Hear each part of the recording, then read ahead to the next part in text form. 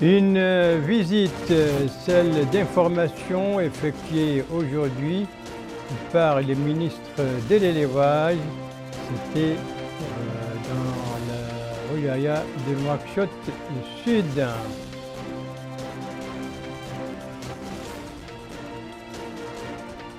Un lancement, celui du programme de distribution gratuite des aides alimentaires. C'était hier à partir de Kékan sous la supervision de la CSA, la commissaire à la sécurité alimentaire. Des préparatifs, ceux de l'Adha qui sera célébré demain, des préparatifs qui vont bon train, des marchés chalandais, aussi bien ceux des habits que ceux du bétail. Voilà donc pour les principaux titres de votre journal. Et c'est parti, mesdames, mesdemoiselles, messieurs, bonsoir et bienvenue à votre 22h de ce samedi 9 juillet 2022, veille donc de la fête de l'Adha. Et pour commencer, nous allons prendre des nouvelles de nos pèlerins dans les lieux saints de l'islam. Après Arafat hier et Mousdelifa, ils étaient aujourd'hui à Minen. Alors sur les activités de nos pèlerins et des autres pèlerins, bien entendu, un compte rendu de notre envoyé spécial Sid Ahmed Oulukbar, compte rendu revenu en français par Yedali Fall. Nos pèlerins ont quitté aujourd'hui Mousdelifa en direction de Minen, où ils vont accomplir le rituel de la lapidation de la stèle de Satan, Rami el-Jamarat, puis le Haql ou Taksir, le rasage de la tête avant le retour à la Mecque pour faire le Tawaf. Auparavant, les pèlerins avaient passé la nuit à Mousdelifa après leur descente d'Arafat où ils avaient accompli le pilier principal du Hajj dans une ambiance de grande dévotion, de ferveur et d'humilité. Après l'accomplissement des rites du sacrifice, le jour de l'Eid al-Adha, les pèlerins retournent à Minen pour y demeurer le restant des jours de Tashriq, les 11, 12 et 13 du mois, pour le lancer des 3 pierres, la petite, la moyenne et la grande. Les plis pressés parmi les pèlerins peuvent limiter ce rituel à 2 jours, à condition de quitter Minen avant le coucher du soleil, le deuxième jour du Eid al-Adha, pour accomplir le tawaf du départ qui est le dernier des rites du Hajj. Donc pour les nouvelles du pèlerin, l'Eid al-Adha qui est célébré aujourd'hui en Arabie Saoudite, alors que nous autres, nous le célébrons donc demain, et c'était un compte rendu de notre envoyé spécial sur nos pèlerins qui se portent bien et qui donc accomplissent leurs devoirs religieux dans de bonnes conditions, nous dit notre envoyé spécial. Et c'était aujourd'hui donc le Rami el-Jamarat, le rituel de lapidation de la stèle du Satan. Donc à Minen.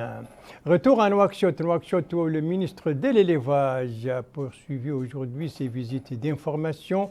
Après Nouakchott Nord hier, c'était au tour aujourd'hui de Nouakchott Sud d'accueillir les ministres. Alors, quels sont les sites que le ministre a visités à cette occasion? Élément de réponse avec Amina Khlil.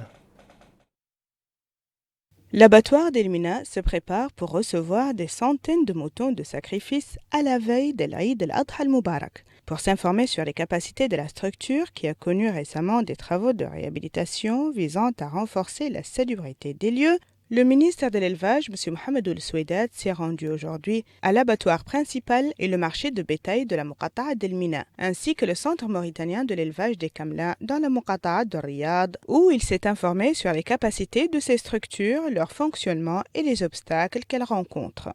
Lors de sa visite, le ministre a écouté les explications du directeur général de la Société des abattoirs de Nouakchott, Mohamed Serk Ould-Ahmed, qui est revenu sur les opérations de réhabilitation en cours, ainsi que les mesures prises pour assurer le fonctionnement de l'abattoir dans les meilleures conditions. Autre étape de la visite du ministre, le centre mauritanien de l'élevage des Kamla, relevant de l'Office national des recherches et de l'élevage. Lors de cette étape, le ministre a suivi des exposés sur les démarches entamées pour améliorer les productions en produits laitiers et les méthodes d'élevage avancées. À la fin de sa visite, le ministre a indiqué qu'il s'inscrit dans le cadre des efforts déployés par le gouvernement du Premier ministre M. Mohamed Ould Bilal Ould Massoud visant à améliorer les services publics et à les rapprocher des citoyens conformément aux instructions du président de la République M. Mohamed Ould Cheikh Al-Ghazouani. Il a ajouté que la visite lui a permis de s'informer sur le fonctionnement du centre mauritanien de l'élevage des camelins et des techniques qui y sont utilisées pour l'amélioration des richesses animales, notamment l'élevage des camelins. Lors de cette visite de terrain, le ministre de l'Élevage était accompagné par le secrétaire général de son département ainsi que les autorités administratives et sécuritaires de la wilaya de Nouakchott Sud.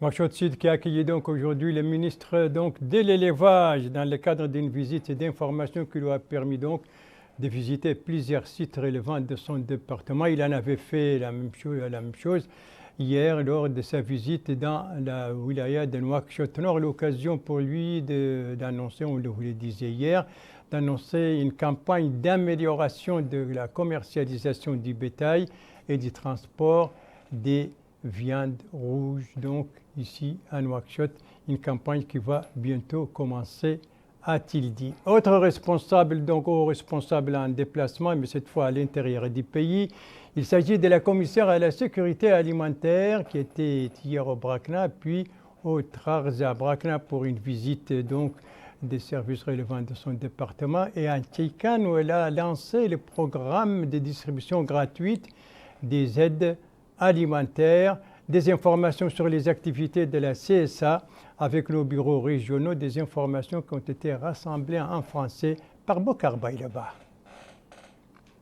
215 000 familles, c'est le nombre de bénéficiaires sur toute l'étendue du territoire national qui vont bénéficier d'aides alimentaires au titre de l'année en cours.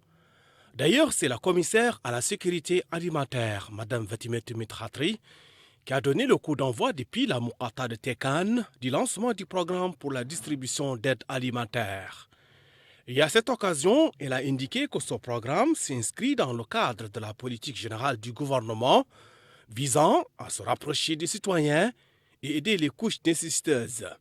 Divers produits seront distribués au cours de cette opération: sucre, huile, blé et riz. Prenant la parole à son tour au nom des populations, le maire de Tekan, Siré Khan, s'est félicité du choix de la commune pour le lancement de cette opération de distribution gratuite dans le pays. Par ailleurs, il a souligné l'importance des programmes sociaux exécutés par le gouvernement en général et par le CSA en particulier en faveur des groupes les plus vulnérables. Justement, les bénéficiaires ont salué à sa juste valeur la mise en œuvre de cette opération qui vient à point nommé. La commissaire à la sécurité alimentaire, Mme Vatimet Mitratri, a également visité l'entrepôt du CSA dans la localité de Maqamat Ibrahim. Là aussi, elle a été édifiée sur l'importance de ce programme de distribution gratuite d'aide alimentaire. Direction la wilaya du Brakna, où la commissaire à la sécurité alimentaire, Mme Vatimet Mitratri, a visité les fermes agricoles d'El Jinan et Mundi dans la commune de Bouhdid. Elle s'est également informée de la boutique d'approvisionnement en produits alimentaires de première nécessité de la localité de Mundi. Les bénéficiaires n'ont pas manqué de louer les réalisations engagées dans la zone.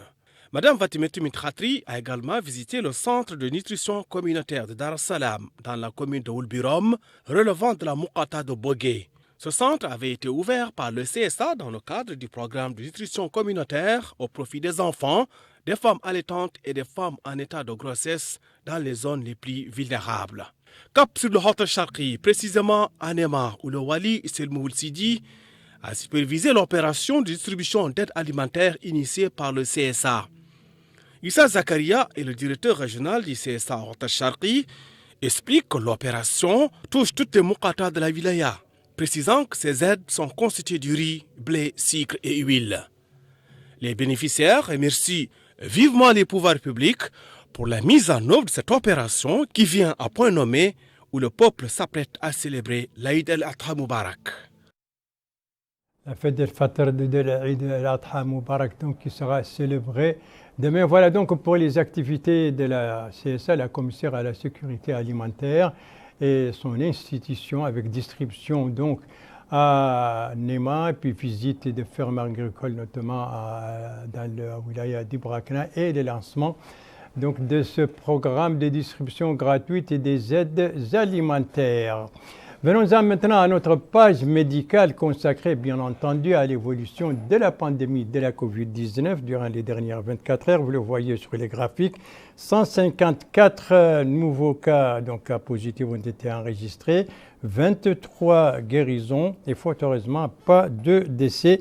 Et si on fait le cumul de tous les cas depuis le début de la pandémie, on arrive à 61 183 cas positifs, dont 58 468 guérisons et malheureusement 986 décès. Tout cela, c'est le bulletin quotidien du ministère de la Santé publié aujourd'hui qui le donne donc sur l'évolution de la pandémie de la COVID-19. Face à cette recrudescence, bien sûr, des cas positifs de la COVID-19, et bien sûr, les autorités ont décidé d'organiser une nouvelle campagne de sensibilisation, la 7e du genre, une sensibilisation dont l'objectif c'est d'inciter justement les citoyens à se faire vacciner, un vaccin qui est donc disponible dans tous les centres de santé, une campagne qui va durer 10 jours et qui va donc toucher aussi bien Nouakchott qu'à l'intérieur du pays. Nous allons voir maintenant cette sensibilisation. Un exemple dans 3 de nos wilayas de l'intérieur du pays, à savoir le Trarza, le Brakna et le Gorgol. Des informations qui nous ont été fournies par nos bureaux régionaux et qui ont été donc compilées en français par Yedalifal. Conformément aux orientations des autorités publiques, les services sanitaires de la wilaya d'Igorgol ont lancé la campagne de vaccination contre le Covid-19. Des équipes fixes sont placées à l'entrée de la ville de Kaïdi et à la sortie. Elles sont renforcées par des équipes mobiles. Les responsables expliquent cette campagne de vaccination par 2 éléments, à savoir l'apparition de la nouvelle vague de Covid-19 et les déplacements des populations en plus des regroupements dus essentiellement à la période de vacances et la fête de Tabaski. Des mesures pour faire face à cette vague sont prises pour freiner cette propagation. Les équipes mobiles sont visibles à la gare de la ville, même si le personnel médical déplore le nombre réduit de personnes qui se dirigent vers les centres de vaccination. Le Wali d'Ibrakan, accompagné par les représentants des autorités au niveau local, a visité plusieurs centres de vaccination pour voir de près le déroulement de la campagne de vaccination contre le Covid-19. Le Wali s'est rendu dans plusieurs centres dans lesquels sont fixées des équipes de vaccination, centres choisis en raison de l'importance des regroupements humains, notamment les gares routières, les centres de distribution Taazou et les marchés. Le Wali a expliqué que cette visite a pour but d'aider les autorités à freiner la propagation du virus, une propagation qui a été remarquée ces dernières semaines. Il a lancé un appel aux citoyens pour venir se faire vacciner. Il a également demandé aux habitants de la ville d'Aleg de respecter les gestes barrières. À Rosso, le Wali d'Itrarza, accompagné des autorités locales, a visité plusieurs centres de vaccination. Ces centres ont été mis en place cette semaine conformément aux orientations des autorités publiques pour faire face à la recrudescence des cas de contamination au Covid-19 dans le pays. Rosso étant une ville frontière par laquelle traversent de nombreuses personnes en cette période de vacances et de Eid al-Fitr, des mesures strictes et particulières ont été prises.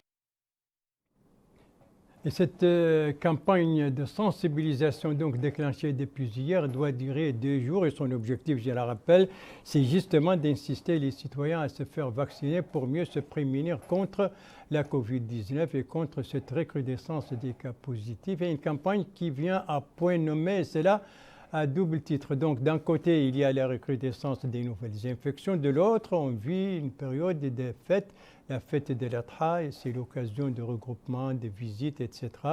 Et donc, cette fête qui sera célébrée demain, et les préparatifs vont bon train, des marchés achalandés en marchandises, en bétail, en habits, des visites nombreuses, mais aussi des prix très élevés. On va voir cela à partir d'abord la situation au niveau de Nouakchott sur les différents marchés en compagnie d'Amina Khalil. Ces derniers jours ont été fortement marqués par la fête de Tabaski. Moutons de sacrifice, habits de fête et retour au village sont tous parmi les manifestations matérielles de la fête. À Nouakchott, le marché au bétail commence, d'après ce vendeur, à recevoir depuis 2 ou 3 jours les moutons venus de l'intérieur du pays pour être vendus dans la capitale à des prix intéressants. Pour cet autre, il y a beaucoup d'offres et peu de demandes.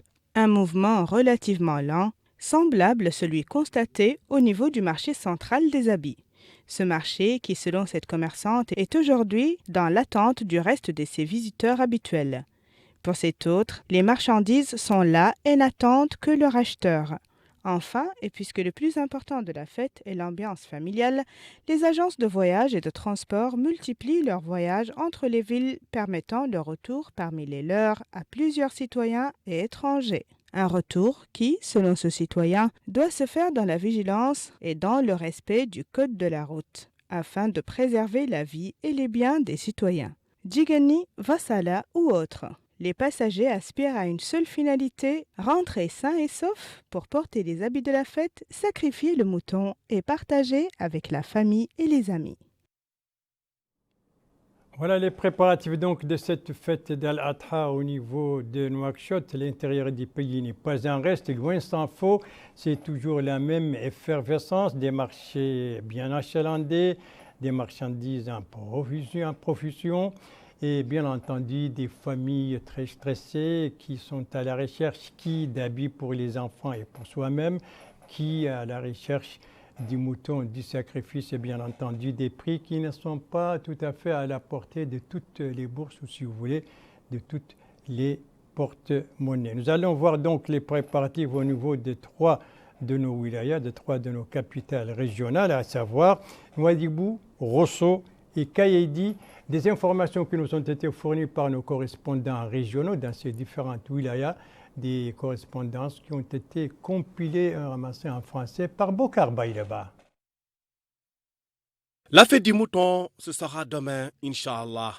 Et les moutons, il y en a en volonté dans ce marché de Kayedi. Les vendeurs sont venus de plusieurs localités de la Moukata. Il y en a pour toutes les bourses. Et à ce sujet, les prix sont très élevés selon cet homme. Il précise que les prix varient entre 50 à 80 000 ouguiya le mouton.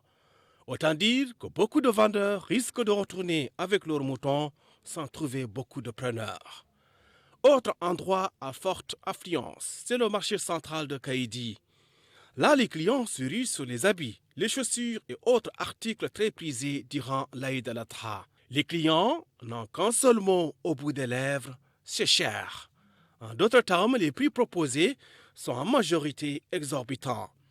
Une situation incompréhensible, d'autant plus que la qualité des articles n'est pas toujours au rendez-vous. Les vendeurs, eux, voient autrement. Les prix ne sont pas très élevés comme l'imaginent certains clients. Autre marché en effervescence à la veille de l'Aïd al-Adha, c'est celui de la ville de Rosso. Les entrées du marché ont du mal à contenir les clients. Ça se bouscule ici, mais dans le calme et l'envie débordante de s'offrir des habits, des chaussures et autres objets pour la fête. Et les vendeurs se frottent beaucoup les mains. Pour eux, l'Aïd est synonyme d'augmentation de chiffre d'affaires. En d'autres termes, les ventes sont en hausse. Et dans l'ensemble, les clients estiment que l'envolée des prix ne reflète pas réellement la qualité des objets recherchés. En fin de compte, ce sont toujours les porte-monnaies des clients qui trinquent. Cap sur la ville de Nouadhibou, si le mouton, les habits et les chaussures sont les vedettes de la fête, d'autres endroits constituent des attractions. Il s'agit de salons de beauté. Les femmes et les fillettes viennent soit pour le tressage ou le fameux henné. Les spécialistes voient la fête comme une aubaine, autrement dit, une opportunité pour accroître les gains. Les clientes, elles, trépignent pour s'offrir des tressages ou le henné à leur convenance durant l'Aïd al-Adha qui sera célébré demain sur toute l'étendue du territoire national.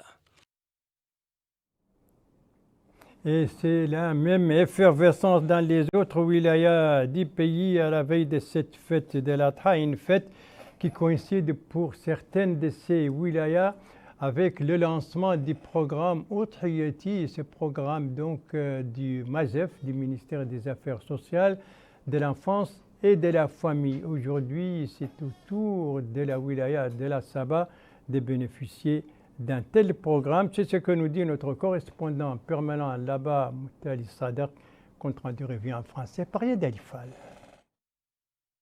Le Wali Moussaïd de l'Assaba, M. Mohamed Oul Abdallahi ou le Cheikh Sidiya, a supervisé aujourd'hui à Kifa le lancement de l'opération Udhiyati, mouton du sacrifice au profit de 100 familles de différentes muqata'a de la wilaya de l'Assaba.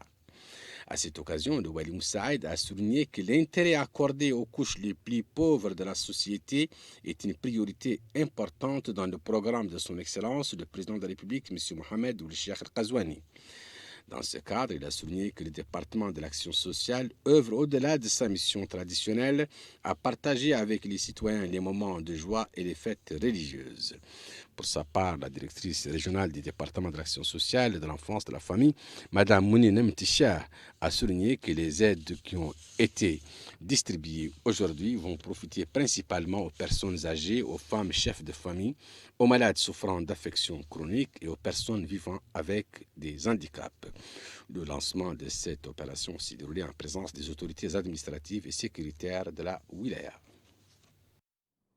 Le programme donc Udhiyati au niveau de la Saba au profit d'une centaine de familles de toutes les muqata'a de cette wilaya. Donc, et les ONG, donc les organisations non gouvernementales ont eux aussi leur programme caritatif. On doit voir des images. C'est ça, les voilà. Donc, cette ONG, c'est notamment l'Association nationale pour l'assistance aux orphelins et aux handicapés. C'est une association dont les activités périodiques au titre de 2022 ont été lancées aujourd'hui à Ayoun, la capitale de Oued Al-Gharbi. Des activités qui comportent une distribution de quantités de viande au profit de 1500 familles pauvres dans les 3 wilayas d'Oued, à savoir Ayoun, Kobani et Tintan. Des montants donc en argent, en espèces vont être également distribués pour 2858 orphelins. Autre ONG qui s'occupe également des orphelins, il s'agit de l'association Ayadi Mouhsinin, main généreuse, traduisez. Cette association a organisé hier soir une soirée pour célébrer la journée des orphelins, l'occasion de distribuer des habits de la fête pour les enfants et pour leurs mères, car cette journée vise, dit la directrice, à partager avec ces orphelins la joie de la fête de l'Adha. La cérémonie a été marquée, bien entendu, aussi par des séquences musicales et distractives. On va parler maintenant de la pluie et du beau temps. Les dernières 24 heures ont été pluvieuses dans 6 de nos wilayas, dont 102 localités ont été arrosées. Quels sont ces wilayas, la hauteur d'eau? Tout cela, on va les découvrir ensemble.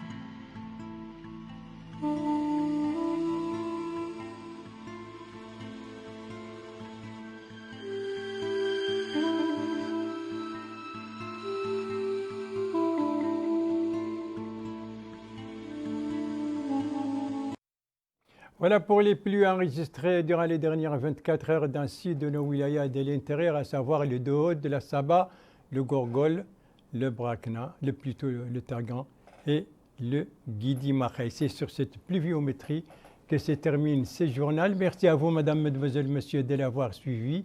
Merci bien entendu aux équipes rédactionnelles et techniques qui ont participé à sa conception. Je vous en rappelle les principales informations. Ici, nous sommes à Nouakchott Sud. C'était aujourd'hui la visite d'information effectuée là-bas par le ministre de l'Élevage. Visite qui lui a permis de se rendre dans certains sites relevant de son département dans cette wilaya de Nouakchott. Ici, nous sommes à Tcheikan, le coup d'envoi du programme de distribution gratuite des aides alimentaires, coup d'envoi donné par la commissaire à la sécurité alimentaire. Et ici, nous sommes donc dans plein préparatif de la fête d'El Adha qui sera célébrée demain au marché des habits, au marché du bétail et bien entendu dans les gares routières à travers le pays. Et puis, bien entendu, je vous rappelle qu'à l'occasion de cette fête, comme aussi à une autre occasion, profitez de cette campagne de sensibilisation déclenchée par les autorités et qui doit durer 2 jours. Elle a été déclenchée depuis hier, de sensibilisation contre la Covid-19 et pour se faire vacciner, pour mieux se prémunir contre la Covid-19. Donc la vaccination et les mesures préventives qu'il faut continuer à respecter, voilà l'arme la plus efficace pour se prémunir contre ce virus. Et ce sont des gestes pourtant très simples qui dépendent de chacun de nous et qui ne demandent pas beaucoup d'efforts, sinon la volonté de les appliquer. Et pourtant, ce sont des gestes qui permettent de sauver des vies. Votre santé est entre vos mains. Prenez soin de vous pour vous préserver et préserver les autres. Et si vous aimez vos proches, eh bien, pas d'approche et pas non plus de reproches. Et tous vaccinés, tous protégés. Le GTF reviendra demain à la même heure à 22h et vous serez en compagnie, suivant le planning des services, vous serez en compagnie d'Ndei Sao Sidi. Quant à moi, il ne me reste plus qu'à vous souhaiter une très très bonne fin de soirée, une très très bonne fin de semaine et bien entendu une très très bonne fête de Al-Adha et à vous donner rendez-vous, Inch'Allah, vendredi prochain à la même heure, 22h. Bonsoir.